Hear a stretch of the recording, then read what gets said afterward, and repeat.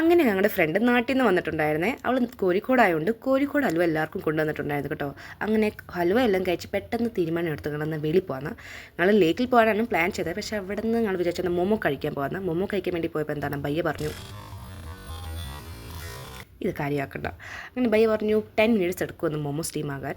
അപ്പോഴത്തേനും ഞങ്ങൾ വിചാരിച്ചു വന്നാൽ സ്മാർട്ട് ബജാറിൽ കയറിയിട്ട് വരാമെന്ന്. അടുത്തായത് അവിടെ കയറിയപ്പോൾ ഈ ഒരു സാധനം കണ്ടു. ഇത് ഞങ്ങൾ വിചാരിച്ചതിനകത്ത് നിറച്ച് ക്രീമാണ്. പക്ഷേ ഒന്നും നടന്നില്ല. അങ്ങനെ 10 മിനിറ്റ്സ് കഴിഞ്ഞ് ഞങ്ങൾ വിചാരിച്ചു എന്നാൽ തിരിച്ച് ബയ്യൻ്റെ കടയിൽ പോയി നോക്കാം.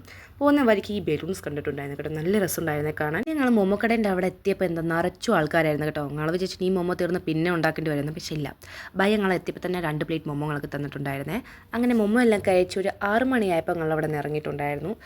അവിടെ നിന്ന് ഇറങ്ങി 6 മണിയായപ്പോൾ തന്നെ ഇരുട്ടിയിട്ടുണ്ടായിരുന്നു കേട്ടോ. ഞങ്ങൾക്ക് 7 മണിക്കാണ് ഹോസ്റ്റലിനകത്ത് എൻ്റർ ചെയ്യേണ്ടത്. ലേറ്റായാൽ ഞങ്ങൾക്ക് വെളിയിൽ തന്നെ നിൽക്കേണ്ടി വരും. അങ്ങനെ ഞങ്ങൾ കുറച്ച് സ്പീഡ് കൂട്ടി ഞങ്ങളുടെ. അങ്ങനെ സ്പീഡ് നടന്നൊരു 6:30 ആയപ്പോൾ തന്നെ ഞങ്ങൾ ഹോസ്റ്റലിൻ്റെ അവിടെ എത്തിയിട്ടുണ്ടായിരുന്നു. അങ്ങനെ ഹോസ്റ്റലിലെല്ലാം കയറി അപ്പോൾ തന്നെ ഞങ്ങൾ ഒരു കട്ടൻ കാപ്പി എല്ലാം കുടിച്ചിട്ടുണ്ടായിരുന്നു ഉണ്ടാക്കി.